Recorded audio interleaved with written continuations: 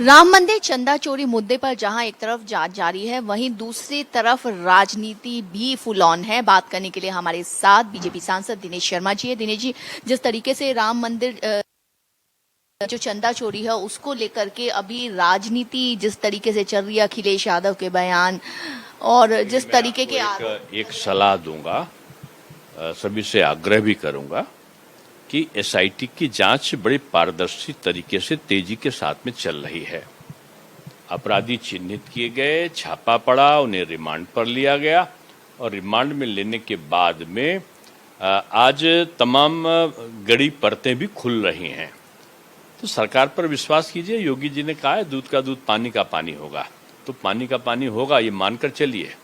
और विपक्ष को भी जो वाणी का संयम है, भारतीय श्री राम जन्मभूमि केवल एक मंदिर नहीं है, वो करोड़ों भारतीयों की आस्था का विषय है। सर्वोच्च न्यायालय के ऐतिहासिक निर्णय के बाद मंदिर का निर्माण विधि सम्मत और पारदर्शी व्यवस्था के अंतर्गत चल रहा है। इसमें अगर कहीं विसंगति किसी व्यक्ति के द्वारा की जाती है या कोई प्रशासनिक प्रबंधन के कारण कोई विसंगति उत्पन्न होती है, तो उसका जो समाधान है वो निर्धारित संस्थागत प्रक्रियाएं उसके लिए उपलब्ध है, उनका उपयोग होना चाहिए। एसआईटी ने कहा कि जो किसी के पास में सबूत है वो हमको दो।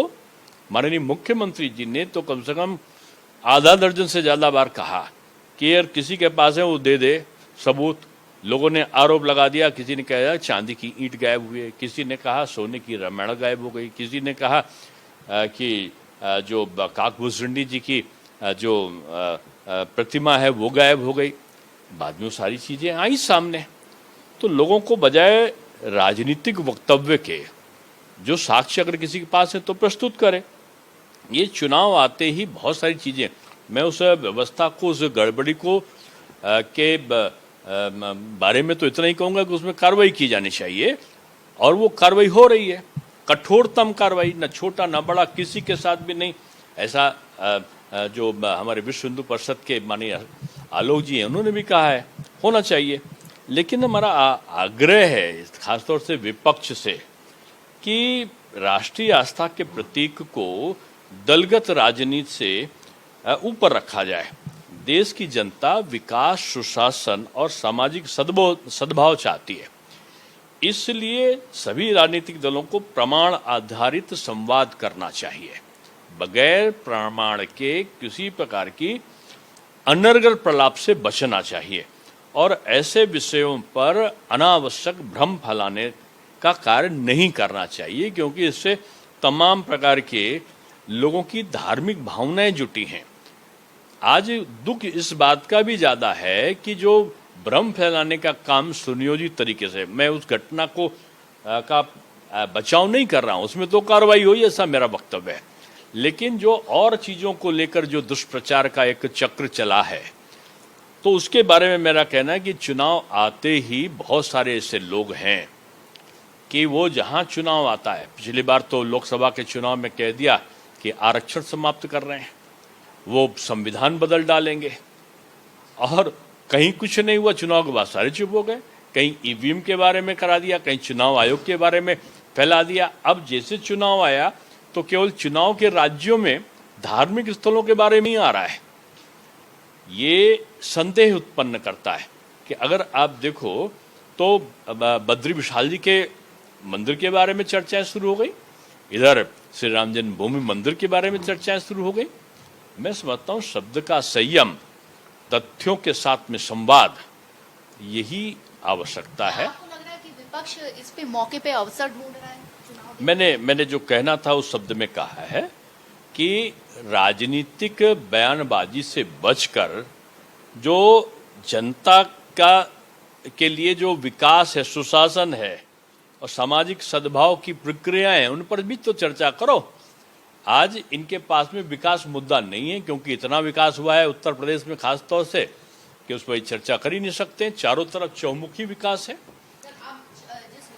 अभी मानसून सत्र की भी शुरुआत हो रही है और पिछली बार जो विधेयक रखे गए थे दो महत्वपूर्ण, वो सरकार जो है वो विपक्ष के कारण सफल नहीं हो पाई सरकार उनको पास करवाने में। लेकिन अखिलेश यादव ने एक एक्स पर पोस्ट किया और एक्स पर पोस्ट करते हुए ये कहा है, खास बात ये मानी जा रही है कि अब परिसीमन बिल को लेकर के कि उच्च सदन में जो है वो सीटों को बढ़ाया जाए, साथ में महिला आरक्षण बिल के माध्यम से पीडीए में शामिल पिछड़े समाजों की महिलाओं, अल्पसंख्यक मुस्लिम महिलाओं को जो है वो उचित प्रतिनिधित्व। देखिए, जिसको समर्थन देना होता है तो सीधी बात करता है।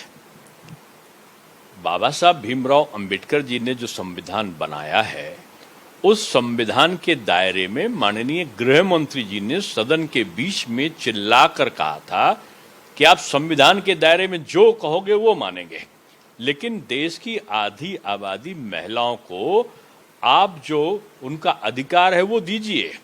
महिला सशक्तिकरण के बगैर जो विकसित भारत की संकल्पना है वो पूरा नहीं होगा।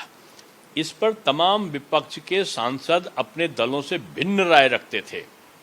उस समय उनका मुंह इसलिए नहीं खुला कि वो अपने नेताओं को मनाना चाहते थे।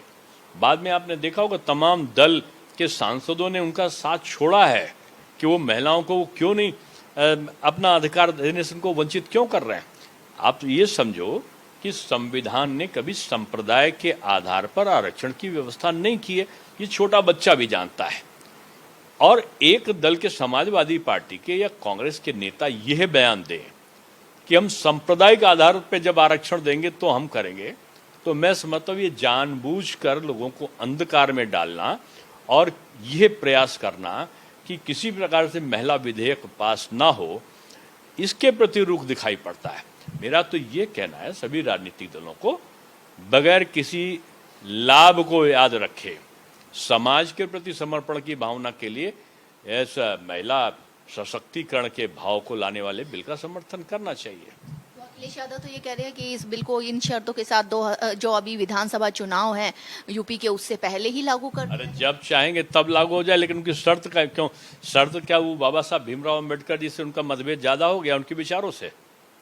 ये कह दें कि मैं संविधान को नहीं मानता हूँ, संविधान की धज्जियां खुद उड़ाएंगे सब, और उसके बाद कहेंगे कि संविधान की खतरे में है। अरे तो भाजपा और एनडीए तो कह ही रहा है कि संविधान के दायरे में जो भी संशोधन है उनका स्वागत है। अब दो प्रस्ताव तो दो। आपको लगता है जिस तरीके से अभी राजनीतिक उथल पुथल हुई है, कई विपक्षी दल ही या कई क्षेत्रीय पार्टियां टूट करके और एनडीए को समर्थन दे रही है, अब क्या लगता है कि इस मानसून सत्र में अगर सरकार जो ऐसे महत्वपूर्ण विधेयक अगर लाती है तो सरकार उनको पास करवा पाएगी? क्योंकि अब सरकार को मैं भविष्य के प्रति कोई घोषणा करना या ज्योतिष के तरीके से कोई उल्लेख करना ये तो मेरे बस में नहीं है, लेकिन मैं संभावनाओं का आकलन जरूर बता सकता हूं कि सारे दलों के अधिकांश सांसद इस बिल को पास करना चाहते हैं और मोदी जी के प्रति उनका विश्वास और उनके प्रति श्रद्धा, उनके कार्यों को, मेहनत को देखते हुए, भारत की प्रगति को देखते हुए पक्ष के साथ साथ विपक्ष का भी विश्वास, उनके विपक्ष के नेताओं का ना हो लेकिन उनके सांसदों का और उनके जनप्रतिनिधियों, उनके पार्टी पदाधिकारियों का विश्वास बीजेपी के प्रति बढ़ा है। अब बंगाल की अगर हम बात करते हैं, बंगाल में हाल ही में एक रेप की घटना सामने आई और उसके आरोपी को जो है पुलिस ने एनकाउंटर में मार गिराया। विपक्ष इस पर, ममता बनर्जी खास तौर से इस पर आवाज उठा रही हैं। क्या लगता है कि अब बंगाल में यूपी का जैसे इस तरह के मामलों पर जीरो टॉलरेंस है योगी राज में, क्या भारतीय जनता पार्टी की जहां सरकारें हैं उनका स्पष्ट मत है कि महिलाओं और बच्चों की सुरक्षा सर्वोच्च प्राथमिकता है। ऐसे अपराधियों के विरुद्ध त्वरित कार्रवाई, त्वरित जांच और शीघ्र न्याय और कठोर दंड की व्यवस्था सुनिश्चित हो जो बच्चियों के साथ में, महिलाओं के साथ में अत्याचार करते हैं। जो कानून के दायरे में विधि सम्मत तरीके से कार्रवाई है, पुलिस वो कार्रवाई सुनिश्चित करे, ऐसा पूरे देश में वातावरण भारतीय जनता पार्टी की सरकारों में है। अब ये जो कानून का शासन है वो सर्वोपरि है। कानून के अंतर्गत पुलिस निष्पक्ष कार्रवाई सुनिश्चित करे, ऐसा शासन सत्ता की कोशिश रहती है और पूरा देश और जनता चाहती है कि बेटियों की सुरक्षा सुनिश्चित हो और अपराधियों के मन में कानून का कठोर भय हो। ममता जी के शासन की तरह डॉक्टर बेटी के को न्याय दिलाने के लिए लोगों को दर दर ना भटकना पड़े, पुलिस की गोली ना खानी पड़े। यह स्थिति होनी चाहिए कि अगर अपराधी सर उठाने की कोशिश करता है तो उसको तुरंत न्याय पीड़ित पक्ष को मिले, कोर्ट के द्वारा या विधि सम्मत तरीके से। यही प्रयत्न सरकारों का होता है। भारत एक्सप्रेस से बात करने के लिए शुक्रिया। भारत एक्सप्रेस के लिए कैमरामैन धर्मेंद्र के साथ मैं कोमल शर्मा।